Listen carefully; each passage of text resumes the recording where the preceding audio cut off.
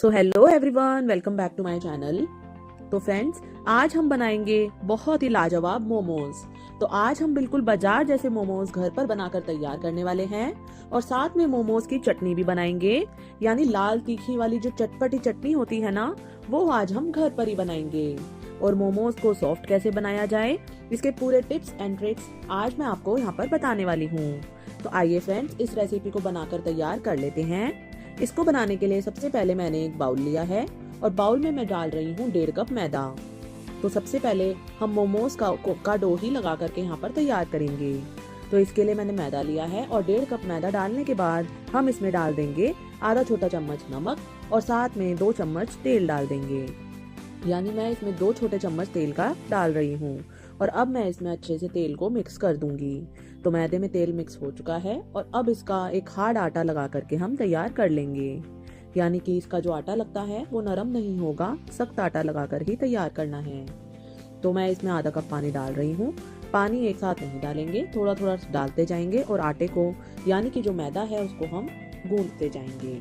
यानी हमें अच्छे से पहले बांध लेना है इसे और उसके बाद इसे अच्छे से मसलेंगे। यहाँ पर अगर पानी हमारा ज़्यादा हो जाएगा तो हमें बेलने में बहुत ही ज़्यादा दिक्कत आएगी। तो इसलिए हम मैदे को लगाते वक्त हमें अच्छे से ध्यान रखना है कि मैदा बिल्कुल भी सॉफ्ट यानी कि नरम ना होने पाए। और अब मैंने मैदे में तेल डाल के अच्छे से यहाँ पर मिक्स कर लिया है और अब मैं इसे गीले कपड़े से ढक देती हूँ। ढककर हम इसे 30 मिनट के लिए साइड में रख देंगे। और अब मैं यहाँ पर एक कढ़ाई ले रही हूँ। कढ़ाई में हम स्टफिंग तैयार कर लेते हैं। तो इसके लिए मैंने 1 बड़ा चम्मच तेल डाल दिया है कढ़ाई में। तेल को हमें अच्छे से बहुत ज़्यादा यहाँ पर नहीं लेना है, हमें कम क्वांटिटी में ही तेल का इस्तेमाल करना है। तो अब यहाँ पर मैं हरी मिर्च डाल रही हूँ। 2 कटी हुई हरी मिर्च डाली है, 7 से 8 कुटी हुई लहसुन की कलियाँ, साथ में 1 इंच अदरक का टुकड़ा काट कर लिया है मैंने। और अब हम इसे फ्राई करेंगे। तो हमें बहुत ज़्यादा इसे फ्राई नहीं करना है। हमारा यहाँ पर ये भुन चुका है मसाला। तो अब मैं इसके अंदर प्याज डाल रही हूँ। तो 1 प्याज मैं इसमें काट करके डाल दूंगी। मैंने मीडियम साइज का प्याज काट कर डाला है। प्याज को भी हम हल्का सा भून लेंगे, बहुत ज़्यादा नहीं भूनना है। तो प्याज यहाँ पर हमारा भून चुका है। तो अब हम इसके अंदर गाजर डालेंगे। तो मैं एक गाजर को ग्रेट करके डाल रही हूँ इसमें और गाजर डालने के बाद हम इसे भी सौते कर लेंगे। सब्जियों को हमें डालते जाना है और सौते करते जाना है, लेकिन इस बात का ध्यान रखना है कि ओवर कुक नहीं करना है। अब मैंने यहाँ पर एक शिमला मिर्च को काट कर डाल दिया है, साथ में इसमें पत्ता गोभी भी डाल दी है। मैं 2 कप इसमें पत्ता गोभी डाल रही हूँ। पत्ता गोभी को मैंने घिस कर डाला है। इन सब्जियों को हम 2 से 3 मिनट के लिए भून लेंगे। भूनने से क्या होता है कि जो पानी होता है वो सूख जाता है, बस इसलिए हमें इसे हल्का सा भूनना होता है। तो सब्जियां भून चुकी हैं यहाँ पर और अब हम लास्ट में इसके अंदर डाल देंगे हरी प्याज। तो मैं इसमें 2 बड़े चम्मच हरी प्याज डाल रही हूँ। मैंने हरी प्याज का हरा वाला जो पार्ट होता है वो काट कर डाला है। साथ में इसमें नमक भी डाल देंगे स्वाद के अनुसार। 1 चम्मच इसमें काली मिर्च डाली है मैंने और साथ में 1 छोटा चम्मच इसमें सोया सॉस डाल रही हूँ और 1 छोटा चम्मच इसमें ग्रीन चिली सॉस भी डाल देंगे। और यहाँ पर 1 छोटा चम्मच ग्रीन चिली सॉस डालने के बाद इन सबको अच्छे से मिक्स कर लेंगे। फिर सभी चीज़ों को डाल के हम गैस को बंद कर देंगे और स्टफिंग को ठंडा होने के लिए रख देंगे। जब तक हमारी स्टफिंग ठंडी हो रही है तब तक हम फटाफट मोमोज की चटनी बनाकर तैयार कर लेते हैं। इसके लिए मैंने लाल मिर्च ली है, 20 लाल मिर्च ली है मैंने यहाँ पर और ये कश्मीरी लाल मिर्च है। ये कम तीखी होती है। अगर आपके पास तीखी वाली लाल मिर्च हो तो आप इसकी आधी मात्रा में उसे लें। यानी कि आप 10 लाल मिर्च ले लें और लाल मिर्च को आधे घंटे पहले गर्म पानी में भिगो दें। और मैंने ये 3 टमाटर लिए हैं, 3 बड़े साइज के टमाटर लिए हैं, साथ में 1 इंच अदरक के टुकड़े को काट कर लिया है और साथ में 7 से 8 लहसुन की कलियों को काट लिया है। और अब हम बनाना शुरू करते हैं। तो इसके लिए यहाँ पर मैं एक कढ़ाई ले लेती हूँ। कढ़ाई में जो हमने लाल मिर्च भिगो के रखी थी वो अब इसके अंदर डाल देंगे। तो ये 20 लाल मिर्च है जिसको मैंने आधे घंटे पहले गर्म पानी में भिगो के रखा था। लाल मिर्च को मैंने पानी सहित डाला है। अगर पानी की मात्रा ज़्यादा हो तो थोड़ा पानी आप निकाल भी सकते हैं। फिर हम इसके अंदर टमाटर भी डाल देंगे। टमाटर और मिर्च को एक बार अच्छे से चला लेंगे। यहाँ पर चलाने के बाद अब हम गैस ऑन करेंगे और इसे ढक देंगे। ढककर हम इसे तब तक पकाएंगे जब तक कि टमाटर और मिर्च सॉफ्ट ना हो जाएं। तो अब हम चेक कर लेते हैं। तो हम इन्हें दबाकर चेक करेंगे, देख लेंगे कि टमाटर सॉफ्ट हुए हैं या नहीं। तो टमाटर सॉफ्ट हो चुके हैं। तो अब हम इसे ठंडा होने के लिए रख देंगे। टमाटर ठंडे हो गए हैं। तो अब मैं क्या करूँगी, इसकी जो ऊपर वाली स्किन है वो निकाल दूँगी। तो हम एक एक करके सारे टमाटरों की स्किन निकाल देंगे और अब इसका एक स्मूथ सा पेस्ट बनाकर मैंने यहाँ पर तैयार कर लिया है। मैं एक बार आपको निकाल के दिखा रही हूँ। इसको और चटपटा बनाने के लिए हम इसको थोड़ा सा और पकाएंगे और इसको पकाने से ये भी होगा कि आप इसको लंबे टाइम तक रख सकते हैं, ये ख़राब नहीं होगी चटनी। तो कढ़ाई में मैंने डाले हैं 2 बड़े चम्मच तेल। अब तेल को गर्म हो जाएगा तो इसके अंदर अदरक डाला है मैंने और साथ में 7 से 8 लहसुन की कलियों को काट करके डाल दिया है और इन दोनों को अब हम फ्राई करेंगे। तो हमें हल्का सा इन्हें फ्राई कर लेना है, लगभग 1 से 2 मिनट के लिए इसे फ्राई कर लेंगे, बहुत ज़्यादा इसे फ्राई नहीं करेंगे और लो टू मीडियम फ्लेम पर ही हम इसको फ्राई करेंगे, नहीं तो ये जल सकते हैं। अब हम इसमें डाल देंगे टमाटर और मिर्च का पेस्ट जो हमने बना के रखा है। डालने के बाद इसे अच्छे से मिक्स कर लेंगे। तो इन दोनों को मैंने मिक्स यहाँ पर कर लिया है और ये अभी बहुत ज़्यादा पतला है, तो हमें इसे गाढ़ा करना है। गाढ़ा करने के लिए मैं क्या करूँगी कि इसे ढक दूँगी और ढककर हम इसे लो फ्लेम पर गाढ़ा होने तक पकाएंगे। इसको पकते हुए लगभग 8 से 10 मिनट हो गए हैं, तो हम इसे चेक कर लेते हैं। तो देखिए ये गाढ़ा हो चुका है, इसमें अब बहुत ज़्यादा पानी नहीं है, इसलिए अब हम इसे और ज़्यादा नहीं पकाएंगे और इसे एक बार अच्छे से चला लेंगे और इसमें डाल देंगे नमक। तो नमक मैं यहाँ पर स्वाद के अनुसार डाल दूंगी और अब हम इसके अंदर चीनी डालेंगे। तो मैं इसमें 1 छोटा चम्मच चीनी डाल रही हूँ, साथ में विनेगर डालेंगे। तो विनेगर भी 1 छोटा चम्मच ही डाल देंगे, विनेगर की जगह आप नींबू का रस भी डाल सकते हैं। और ये 1 छोटा चम्मच मैंने यहाँ पे सोया सॉस डाला है। इन सभी चीज़ों को डालने के बाद अच्छे से मिक्स कर लेंगे और 2-3 मिनट के लिए इसे और पका लेंगे। तो इसको पकाते हुए 2 से 3 मिनट हो चुके हैं।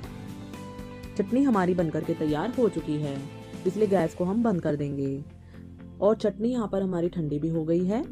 अब हम इसको फ्रिज में रख के स्टोर कर सकते हैं। आप इसे किसी भी एयर टाइट कंटेनर में रख दीजिए और उसके बाद इसे 10 से 15 दिन के लिए फ्रिज में स्टोर कर सकते हैं, ये बिल्कुल भी ख़राब नहीं होगी। तो अब मोमोज बनाने के लिए हमने जो मैदा लगा के रखा था उसको रखे हुए 30 मिनट हो चुके हैं और फिर से मैं इसे अच्छे से मसल लेती हूँ। और मसलने के बाद इस तरीके से रोल कर लेंगे और रोल करने के बाद इसे 2 हिस्से इसके हम कर लेंगे और इन दोनों हिस्सों को हमें पतला रोल करके लेना है। तो मैंने दोनों हिस्सों को अच्छे से रोल कर लिया है और एक साथ इन दोनों हिस्सों को रखने के बाद इन्हें छोटे छोटे हिस्से में कट कर लेंगे। तो जितने बड़े हमें मोमोज का साइज रखना है उसी हिसाब से हम इनको काटेंगे। तो मैंने इनको चाकू से कट कर लिया है। इस तरीके से काटने से मोमोज को बेलने में बहुत ही ज़्यादा आसानी होती है और सभी मोमोज को हमारे साइज एक ही साइज हमारे बन करके तैयार होते हैं सभी मोमोज। तो अब हम बेलेंगे। इसके लिए मैंने थोड़ा सा सूखा मैदा डस्ट कर लिया है और बिल्कुल इसे हमें पतला बेलना है। अगर आपके पास पतले वाला बेलन हो तो पतले वाला बेलन ही यूज़ करें। यानी हमें इतना पतला बेलना है कि जब हम इसको हाथों में लें तो हमारी जो उंगलियां हैं नीचे वाली दिखें। अगर हम इसे मोटा बेल देंगे तो जो हमारे मोमोज हैं वो थोड़े हार्ड बनेंगे, इसलिए सॉफ्ट मोमोज बनाने के लिए इसको पतला ही बेलना ज़रूरी है। और अब ये देखिए मैंने बहुत सारे यहाँ पर बना करके तैयार कर लिए हैं। तो आप इसे गीले कपड़े से ढक दीजिए क्योंकि हमने बहुत पतला बेला है ना इन्हें, तो ये बहुत ही जल्दी सूख जाएंगे और फिर इन्हें चिपकने में बहुत ही ज़्यादा मुश्किल आएगी। यानी कि जब हम इसे फोल्ड करेंगे तो हमें बहुत ज़्यादा मुश्किल आने वाली है। तो अब हम इनको फोल्ड करना शुरू करेंगे। तो आज मैं इन्हें 5 तरीके से फोल्ड करना बताऊँगी। मोमोज़ को फोल्ड करने का जो सबसे पहला तरीका है वो बहुत आसान है और इसके लिए यहाँ पर स्टफिंग मैंने अच्छे से बीच में डाल दी है और डालने के बाद दोनों हिस्सों को चिपका देंगे। फिर किनारे वाले हिस्सों को भी इस तरीके से बीच में लाके उंगलियों से हम अच्छे से चिपका देंगे। तो देखिए ये वाला मोमोज हमारा बन करके तैयार हो गया है। और अब हम दूसरा स्टाइल देखेंगे। तो जो दूसरा स्टाइल है वो भी बहुत ही ज़्यादा आसान है। इसमें हम पहले स्टफिंग डालेंगे और स्टफिंग डालने के बाद इसको हमें मैं इसको आपको फोल्ड करके दिखाऊंगी। तो मैं नीचे से ही रख के इसको आपको फोल्ड करके दिखा रही हूँ ताकि आप दोनों तरीके से देख सकें। इसमें हम इस तरीके से एक जगह से लाते जाएंगे, जैसे प्लीट्स बनाते हैं साड़ी के वैसे ही बनाना है, बस एक जगह लेके आना है इसको। तो आप देख सकते हैं मैं किस तरह से एक जगह पे सारी प्लीट्स को लेके आ रही हूँ। ये वाला तरीका जो है इसमें हल्की सी हमें प्रैक्टिस की ज़रूरत होती है, लेकिन आप 2 से 3 बार अगर प्रैक्टिस करेंगे तो ये तरीका भी आपको आ जाएगा। इसलिए मैं एक बार आपको ये तरीका और दिखा दे रही हूँ। इस बार मैं हाथ में लेके आपको दिखा रही हूँ ताकि आप अच्छे से देख पाएँ। तो देखिए अब ये पूरे तरीके से चिपक चुका है। तो अब हम इस तरीके से घुमा देंगे इसे, फिर जो स्टफिंग वाला जो हिस्सा था उसके साथ हम चिपका देंगे। तो हमारा ये वाला मोमोज भी फोल्ड हो चुका है। और अब हम तीसरा स्टाइल देखेंगे। ये देखिए कैसे फोल्ड हो गया बढ़िया। तो अब हम तीसरा स्टाइल भी देख लेते हैं। ये वाला स्टाइल बहुत ही आसान है। बस हमें करना क्या है, एक हिस्से पर प्लीट बनानी है और दूसरे हिस्से पर चिपकाते जाना है। प्लीट बना के यहाँ पर तो आप देख सकते हैं किस तरीके से मैं साइड प्लीट बना रही हूँ और दूसरी साइड प्लीट को चिपकाती जा रही हूँ। और अब इसे हम शेप दे देंगे इस तरीके से हाथों से। तो ये वाला मोमोज भी बहुत ही ज़्यादा आसान है फोल्ड करना। ये वाला देखिए हमारा मोमोज अब फोल्ड हो चुका है। तो फ्रेंड्स, हम घर पे मोमोज बनाते हैं तो हमें बहुत ही ज़्यादा क्रिएटिव वे में इन मोमोज को बनाएंगे अगर हम, तो बच्चों को भी बहुत ही ज़्यादा पसंद आते हैं। तो चलिए अब नेक्स्ट तरीका भी देख लेते हैं, वो भी बहुत ही ज़्यादा आसान है। ये देखिए इस तरीके से मैंने इसको लिया है, मोमोज को ऐसे ही स्टफिंग फिल की है और ऐसे किनारों को इसके हम चिपका देंगे। तो बस हमें आधे हिस्से को चिपकाना है एक साइड से और दूसरे साइड से इस तरीके से बीच में ला के चिपकाना है। तो जैसे स्टार बनता है बिल्कुल वैसे ही हमें इसे बनाना है। ये सबसे आसान तरीका है। तो अब हमारा जो पांचवा स्टाइल है वो हम देख लेते हैं। बहुत ही कॉमन है ये, मोदक की तरह इसको हमें फोल्ड करना है। तो मैंने पांचों स्टाइल बता दिए हैं आपको। जो भी स्टाइल आपको अच्छा लगे या पसंद आए तो आप उस स्टाइल में मोमोज को फोल्ड कर सकते हैं। और अब हमें मोमोज को स्टीम से पकाना है। इसके लिए मैंने ये जाली वाली यहाँ पर प्लेट ले ली है, अभी दिखाती हूँ आपको, ये देखिए। और इसके ऊपर मैं तेल लगा रही हूँ। इसको तेल से ग्रीस करने के बाद हम इस पर एक एक करके मोमोज को रख देंगे। एक साथ बहुत सारे मोमोज को फोल्ड करके ना रखें क्योंकि वो नीचे से फटने लगते हैं, या फिर आप उसे किसी कपड़े से ढक दें। और अब हम इसे स्टीम देंगे। इसके लिए मैंने कढ़ाई में पानी उबलने के लिए रख दिया था और यहाँ पर हमारा पानी उबल चुका है। तो इसके ऊपर हम प्लेट को रख देंगे और फिर इसे यहाँ पर हम कवर कर देंगे। कवर करके हम इसे 10 मिनट के लिए हाई फ्लेम पर पकाएंगे। हमें यहाँ पर ध्यान रखना है कि फ्लेम को लो टू मीडियम ही रखना है। तो हमें इसे सिर्फ 10 मिनट के लिए ही पकाना है। 10 मिनट बाद मैं यहाँ पर चेक कर लेती हूँ। तो आप देखिए ये मोमोज पक चुके हैं।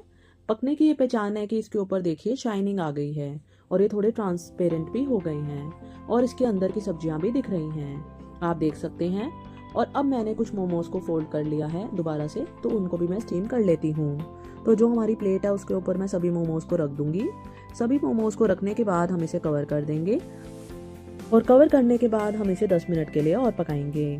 तो 10 मिनट हो चुके हैं और अब हम इसे चेक कर लेते हैं। तो देखिए ये वाले मोमोज भी हमारे अच्छे से पक चुके हैं, आप देख सकते हैं। देखने से ही आपको पता लग रहा होगा ये काफ़ी सॉफ्ट बने हैं। तो सॉफ्ट मोमोज बनाने के लिए बस हमें कुछ बातों का ध्यान रखना होता है।